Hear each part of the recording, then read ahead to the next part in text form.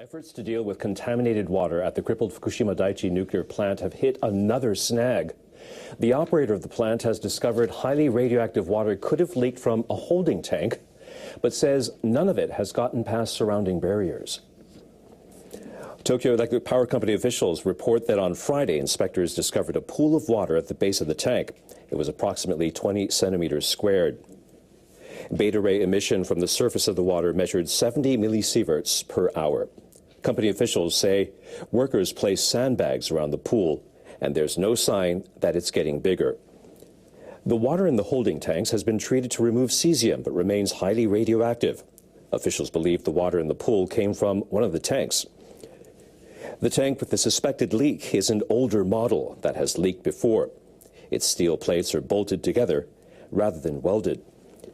Tokyo Electric plans to remove the remaining water in the tank for further treatment. Officials at the Fukushima Daiichi nuclear power plant say the number of injuries among workers last year doubled, and they put it down to inexperience.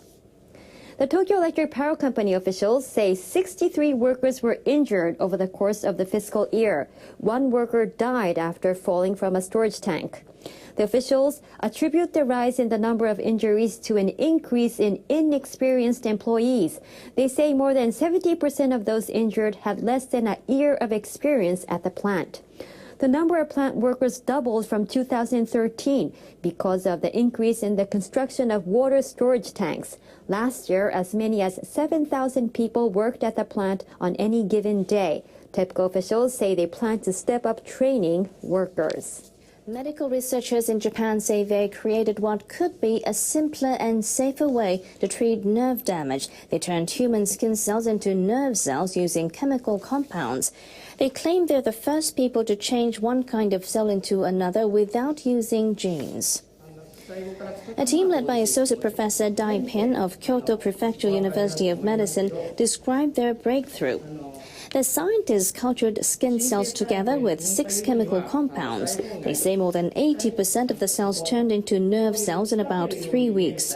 They say their technique is different from earlier approaches because they don't need to use genes. They claim medical treatments based on their breakthrough would be less likely to cause cancer.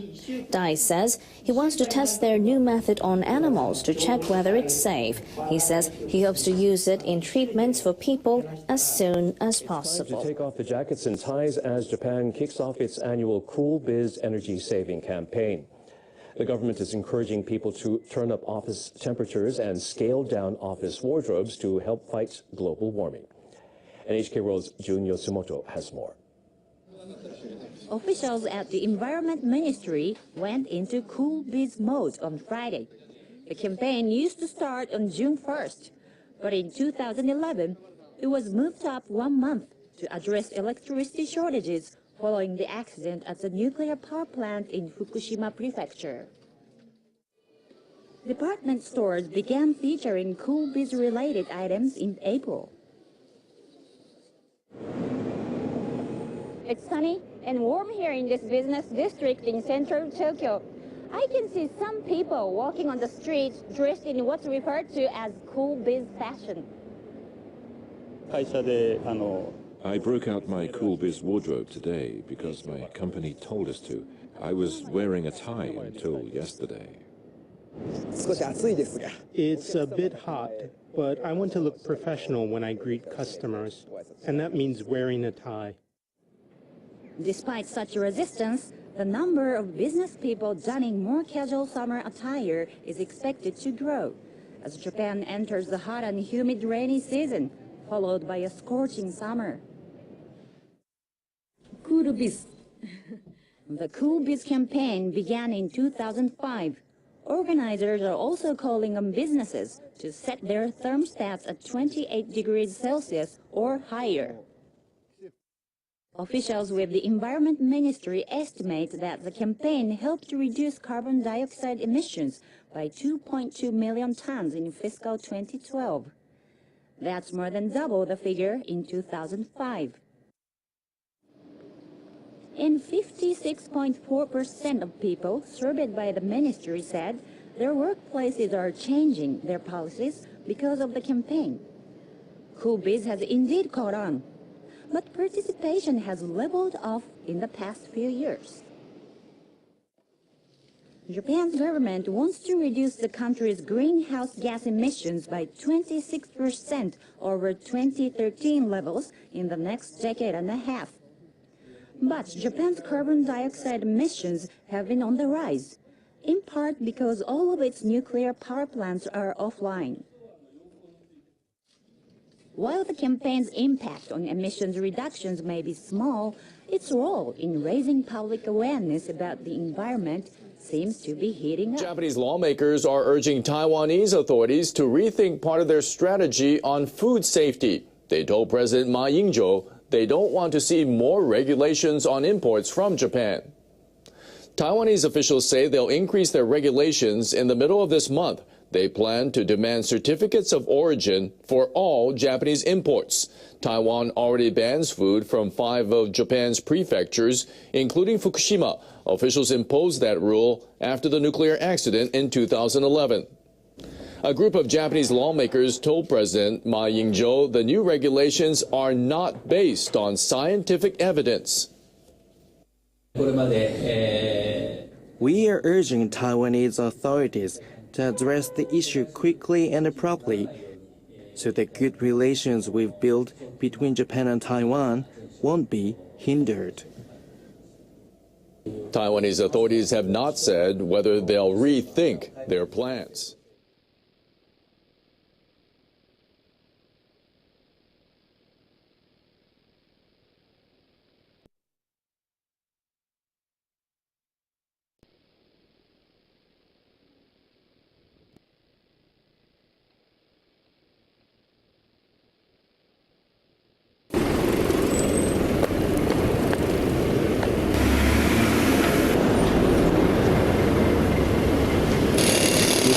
年1月25日、千葉県柏市のショッピングセンターです。駐車場の空間の放射線量は胸の高さで 0.15 マイクロシーベルトパーアワーです。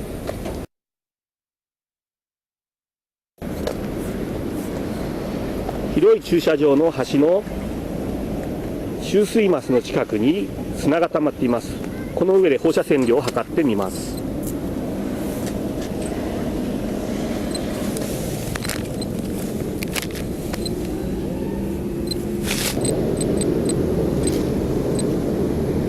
0.87 マイクロシーベルトパーアワーです。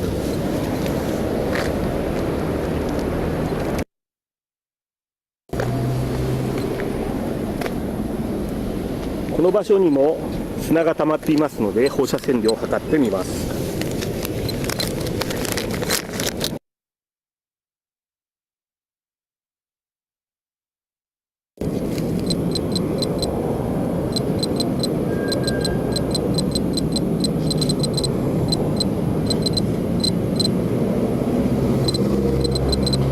1.29 マイクロシーベルトパーアワーです。1.34 マイクロシーベルトパーアワー。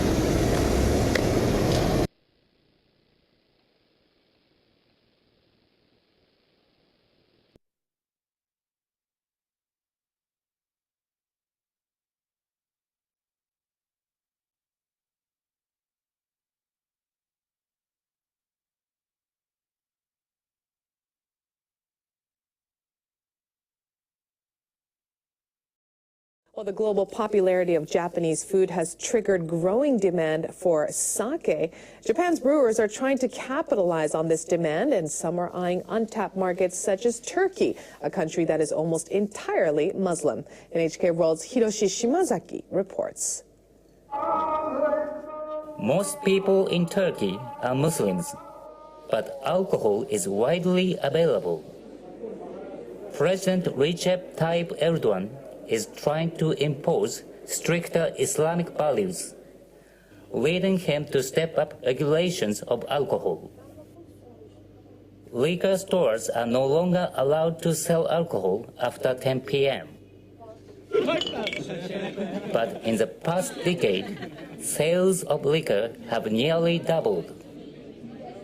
Turkey's growing economy has created a thirst for drinks from overseas, especially among the newly wealthy.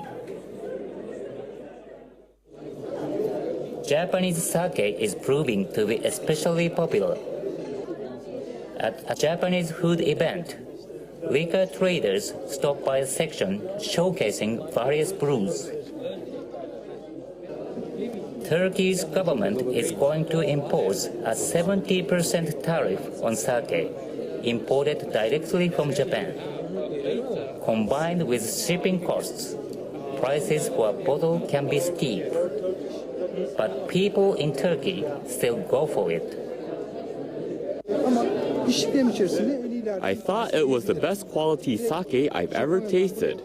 I want to import directly from Japan. Junichi Suzuki is from a Japanese sake brewery. He wants to expand sales of his drink internationally. He sees great potential in Turkey. It has an elegant aroma and it soothes your throat. Suzuki has marketed actively to importers. Many have never even tasted sake.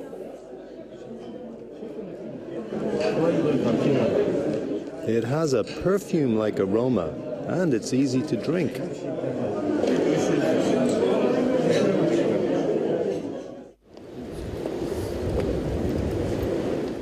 He visits a high-end Japanese restaurant.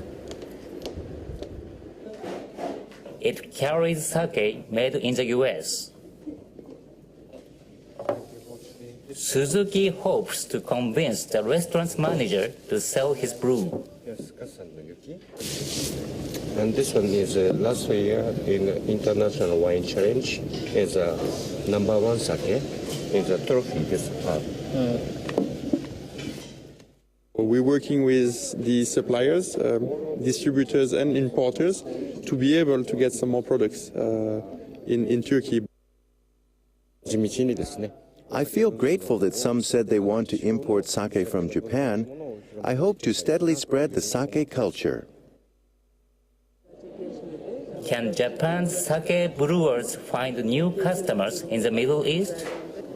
Suzuki's efforts have just begun, but he's already tasting success. Hiroshi Shimazaki, NHK World, Istanbul. People are flocking to an exposition in Milan to see and taste a global showcase of food. Representatives of countries around the world are sharing their cuisine and their ideas about sustainable farming. Japan has one of the largest pavilions. Visitors can experience a cuisine UNESCO recognizes as part of the world's cultural heritage, and they can get a taste of Japanese architecture. The outside is built from traditional wooden lattice work. The entrance is decorated with sake barrels. I like the architecture of the pavilion, which is really amazing. And then I just want to see how it looks like. Staff at the Massachusetts Institute of Technology helped create this vision of a future supermarket. Visitors can learn about the food by putting their hands near it. Representatives of Nepal are flying their national flag at half-staff because of the earthquake back home. Still, one official said they're looking forward to welcoming visitors.